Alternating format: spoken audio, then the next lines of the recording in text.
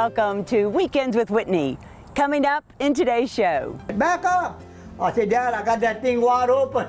A real character, Ervin Cavalier. He grew up living on a camp boat in the Atchafalaya Basin. The 83-year-old never learned to read or write because he had to drop out of school after the first grade. School, I went 1 year. Couldn't talk English at all. The boat quit passing and we had to quit. How he made his life a success against all odds. Then Dr. Nick shows us why humor and laughter aren't only important in life, they're crucial in therapy. Laughter, one of the main things that it does, it takes down walls. But first, the man who grew up in the swamp on a boat. He never learned to read or write, but none of that ever held him back. A look now inside the life of a true Cajun.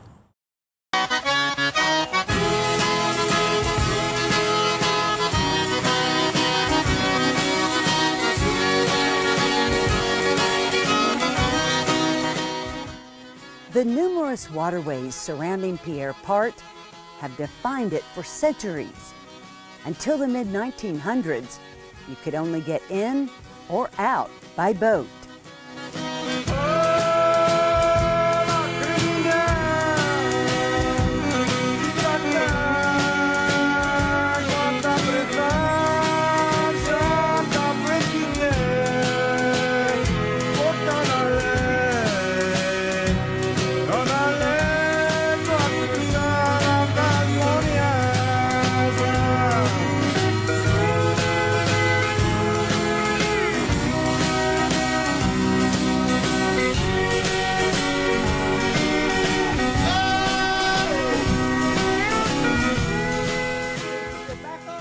Ervin Cavalier was born and raised on a camp boat along Old River in the Atchafalaya Basin.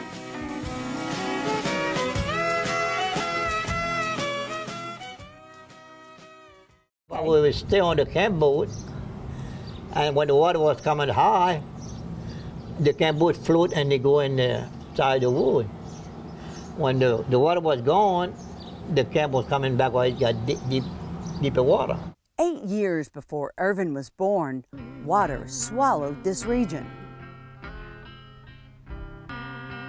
The Great Mississippi Flood of 1927 remains the most destructive river flood in U.S. history. 27,000 square miles of land filled with water up to 30 feet deep. Precious Lord, take my hand. 700,000 people were homeless. Lead me on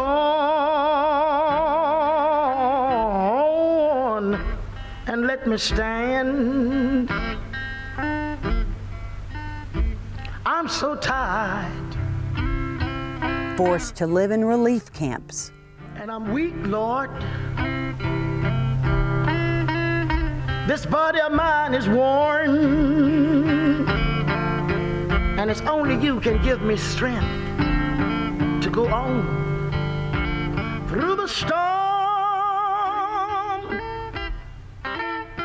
through the night. So for Irvin's family, living on a boat was sensible, even though it was unconventional to others across the country. We had no road. Ooh. No gas, no electricity.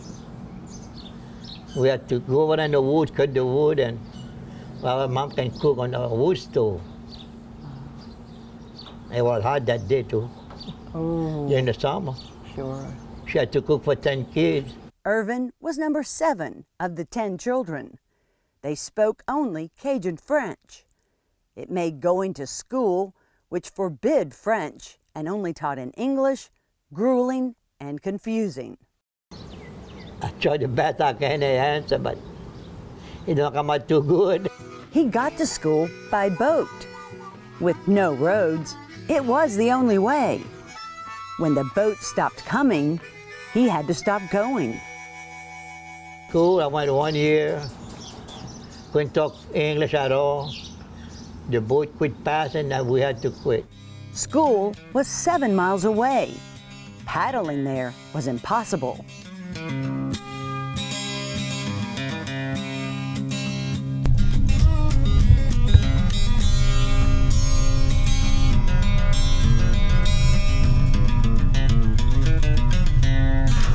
That'd be 14 miles going to come. Instead of school, Irvin went to work. I was 10 years old, and we was picking up some black moss, some green moss with my dad in the woods.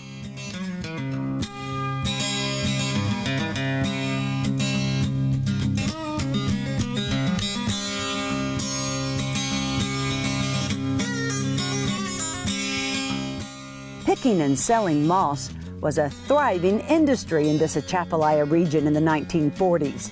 It was also laborious.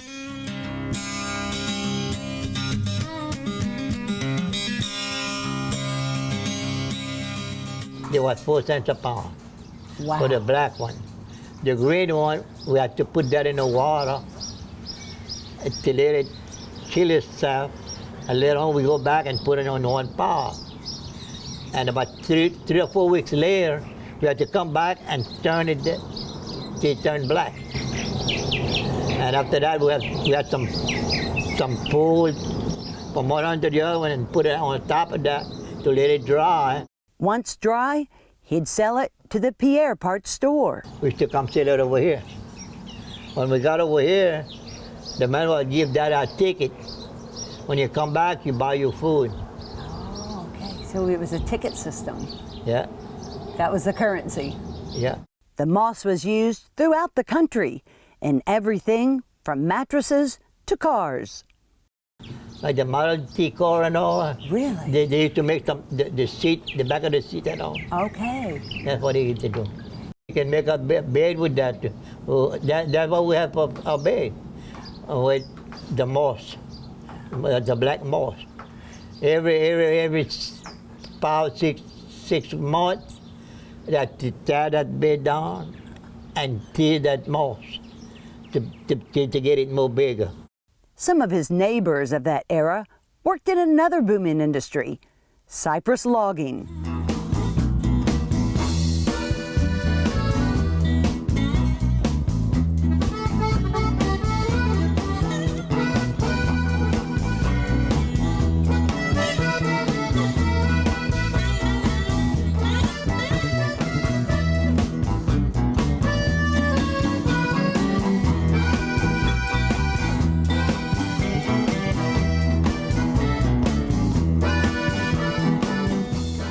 One of the biggest operations was just a mile away in Lake Verret. This is the Skidder Camp.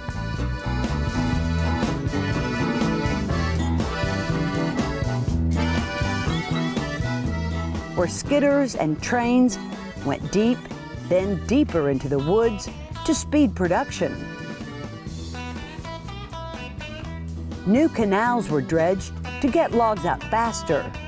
The scars from that operation 100 years ago are still visible today. Some of the cypress logs, dog-chained together into floating rafts, would wriggle out.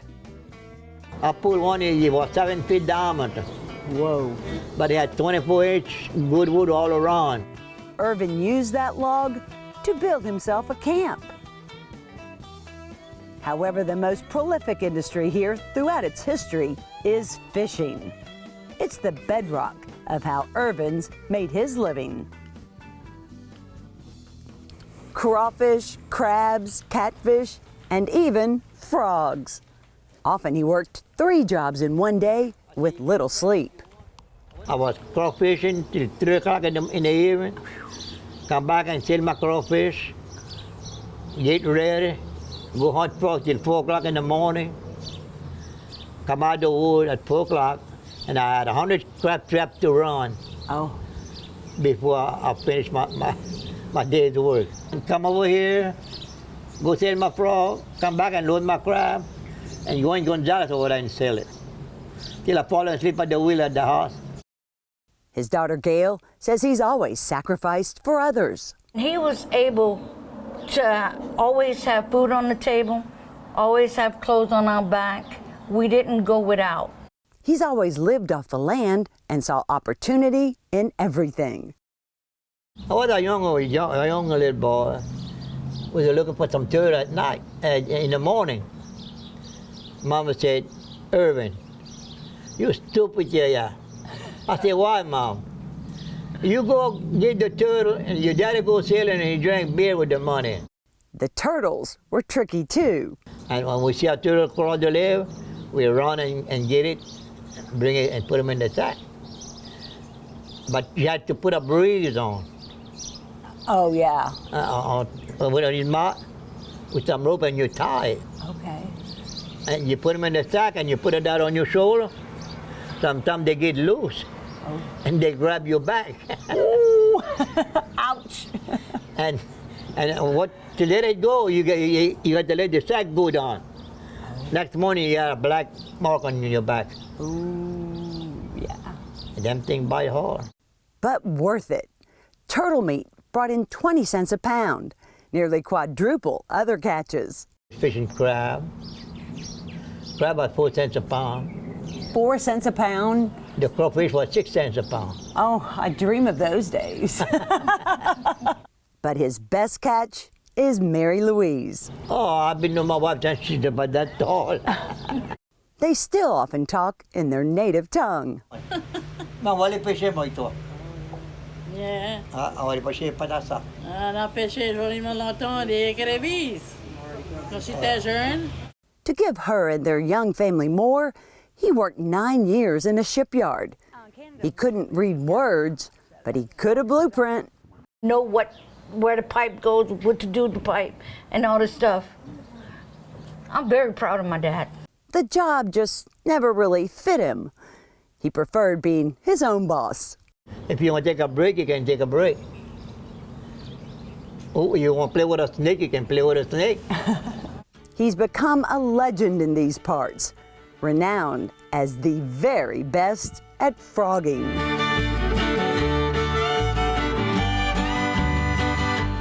And they was talking about who had caught more frog. Man got there, he said, the one caught more frog in the bear part is Ervin Cavalier. I was going 5 times a week. He catches frogs so fast, he's like a magician. Fellow froggers are flabbergasted. I said, "Why are you laughing?" He said, "You made that frog? Look in my hand." "How you did that?" Do you shoot him or do you? Oh, no, you gotta grab it open like this. And you take your hand out, you push like that. Oh, you gig him? Yeah, no, you're not gigging. No? You catch with that grab close. Oh. You got 3 teeth, 2 on each side. This I had to see. So we're off to Irvin's. I did like this. Now when I pull, you see how fast he came in my hand? Yeah. And when I do like that, He demonstrates with this aluminum can. kind of hard to see. Oh! It's been 3 years since Irvin's been frogging due to severe macular degeneration. But in his heyday, he'd catch 400 pounds of frog a night. He calls them in like he's one of them. Aaron, Aaron, Aaron. If they got frog, they gonna answer me back. He doesn't drive his boat anymore. He rides. Even legally blind, he still knows the Atchafalaya like the back of his hand. I can put myself, lay down my back in my boat, and somebody dry. I can go all over in the basin. I'm gonna tell what come in the front and what to turn left or right. I've been fish club for 65 years. Irvin caught me by surprise with a gift. Is it a birdhouse or a... This is a frog box. Oh, a frog box. I'm clueless how to use it. You see, when you catch a frog, you press this, you put a sack right here. Oh. And when you press that, You let the frog go in the sack. That way the frog And he can't come back outside. That's why I got that door closed over here. Oh. When you press it up, it go down. Now, how do I get the frog in there? And just like that. Confusion is written all over my face. You got the frog in your hand. Oh, that's what I'm asking. Like, okay, so hand and frog. I don't put that down there to get the frog. That would be too easy. Easy is nothing Irvin's life has been. The education he didn't get, his daughter Jenny says, he made sure his kids did. He always said, go to school, learn, go to school, learn. Irvin's never read a book, but Gail wrote one. Her dad's the inspiration for the central character in the children's book, Petal Pals, Swamp Adventure, an egret with his nickname. I give myself my own name. Tell me. Too Tall Irvin. Too tall, Irvin? Yeah. He has few regrets, but school is one. I wish I would do though, but it was too late. I had a family to support and all. Did you feel like you all were poor? Oh, we were poor. Did you know you were poor? Oh, yeah, we know we were poor. Oh. He didn't learn English until he was 18. He's still more fluent in French. Lorsque j'ai été élevé, et quand il y a ma femme, là, jamais péché. He's that generation of Cajuns who triumphed over adversity, whose spirit, wit, and determination inspires others, like the owner of Pierre Part Cajun Retreat, Marilyn Lambert. Folks vacation here from around the world to walk in this footprint of Cajun culture that's disappearing. He's a dying breed. He really is. At his age, you don't find too many people that, first of all, were born in the swamp, and have basically no formal education at all, and how well he's done in life in spite of it. That's what I admire, that no matter what hardship has been thrown at him, he's overcome it. True Cajun. True Cajun, right out of the swamp, literally.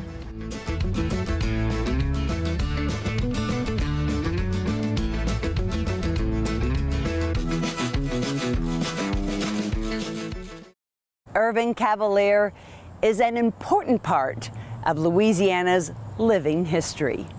And still ahead, Dr. Nick shows us why laughter and humor are crucial in therapy, what it unlocks inside, as Weekends with Whitney continues. Atlas Foundation Repair, fixing your foundation problems for more than 30 years while preserving and protecting your trees. Louisiana's Old State Capitol educates the public on Louisiana's rich history and the democratic process through exhibits, programming, and the arts. The museum is dedicated to advancing the collection and preserving this national historic landmark. Visit LouisianaOldStateCapitol.org.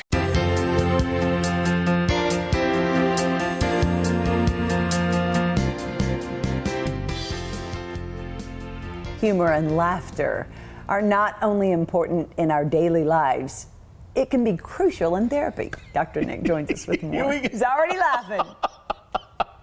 I don't know if I got it from my father naturally or through his genetics, but Daddy loved to laugh. He loved comedies. He loved comedy series. He would carry in his pocket and he would ask people if they wanted to see his Pride and Joy. And he'd pull out a picture because everybody'd say, yeah, it was a bottle of pride and a bottle of joy. I just remember that about him so vividly.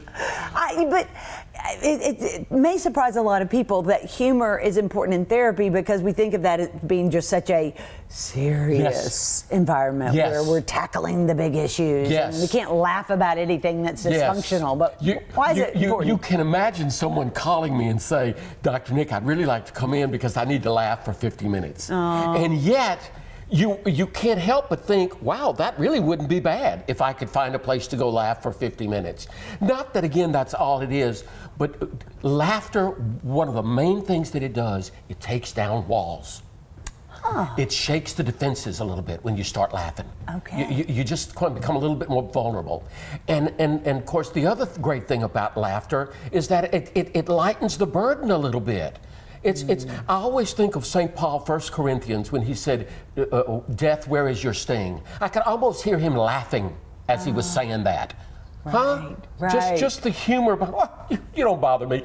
One of the And we go back to, I mean, the Bible, right? Great illustration. And then there's so many people had wonderful things to say about, like, one of the quotes is, I'm not afraid of death. I just don't want to be there when it happens. Woody Allen. Yeah, I just all the time I'm always looking for funny quotes that I can remember and pass on to people. And that was a great one. There were several of them that I think I was sharing with you. Procrastination was one. I said, it said, don't put off till tomorrow what you can put off till the day after tomorrow. I thought that was written for me. Death, I don't mind it. I just don't want to be there. Yeah. But Whitney, before we could go into any more quotes, I just want to say again that part of the humor that I like, which I think might throw a little three people some, is that in some ways it's almost like parable. It takes you where you're not expecting it to go. Meaning if somebody's got an issue with procrastination or if they've got family problems, they're not expecting you to make fun of that.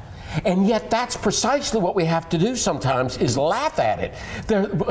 I love the one. What, on family? I'm sorry. I was going with a different one that said, if at first you don't succeed, try again, and then give it up.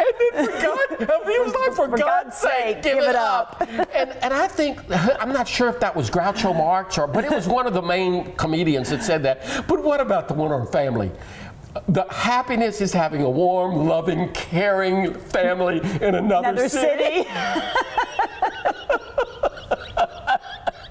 That might be a healthier unit. You never know. But again, but I want to make sure that our audience understands it's got to be appropriate, of course. Of course. You know, I mean, if somebody's really going through a bad time, I'm not going to start bringing laughter into it, because that's not the time. But there are moments when we can just burst into it, and when I see the client start laughing, then I've got, yes, we're not that bad. Because if we can't laugh about some of our own dysfunction or life's dysfunctions, why is that problematic?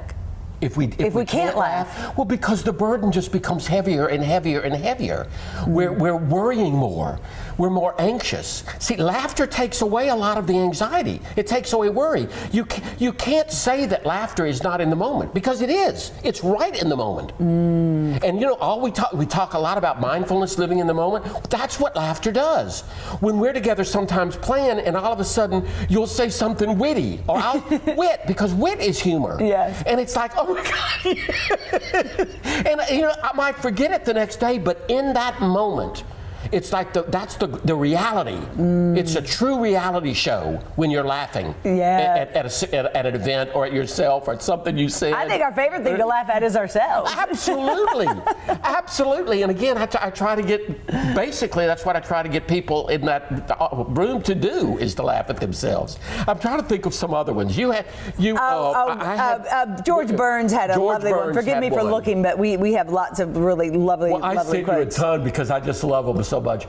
Well, let me just tell you this one, because I ran upon it. Lemony Stickett said, "Fate is like a strange, unpopular restaurant with odd little waiters who bring you things you never asked for and you don't always like." Fate. Isn't that a great definition? And again, those kind of images can make more sense to us than trying to go into a long definition of fate. Right. Don't you hear that and think, yep, that's fate. That's right. Just serve up something we don't always want. It's going to be there. And didn't order. So I was talking with someone the other day who's really going through a very tough time. And she said, Dr. Nick, it's just so inconvenient. Did you both laugh? I started laughing. She started laughing because she really meant it. And I'm sure she probably wanted to say, I'm just in the midst of this horrible crisis. But the way she made it's just so inconvenient.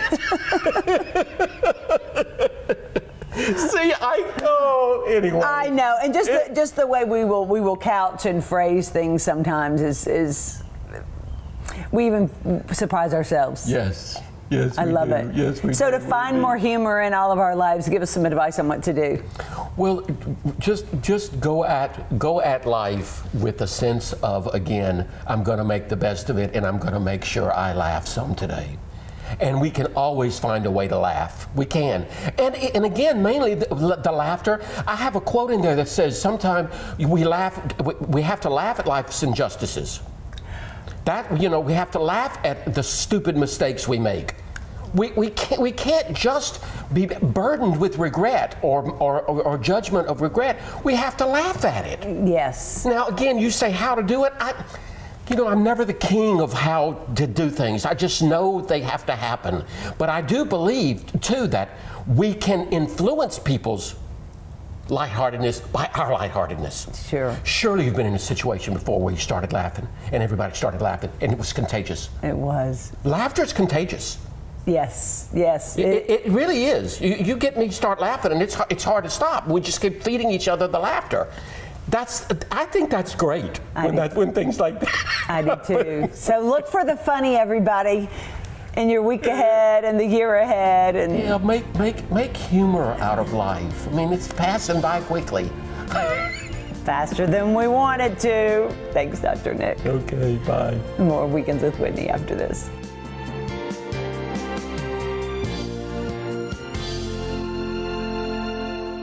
Atlas Foundation Repair, fixing your foundation problems for more than 30 years while preserving and protecting your trees.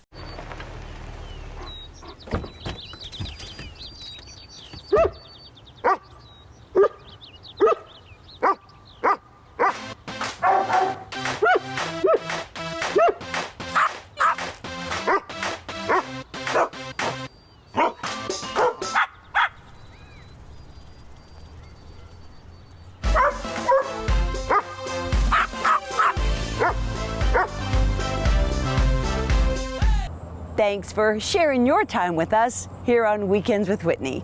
We hope to see you back here again next week. But until then, we leave you with this.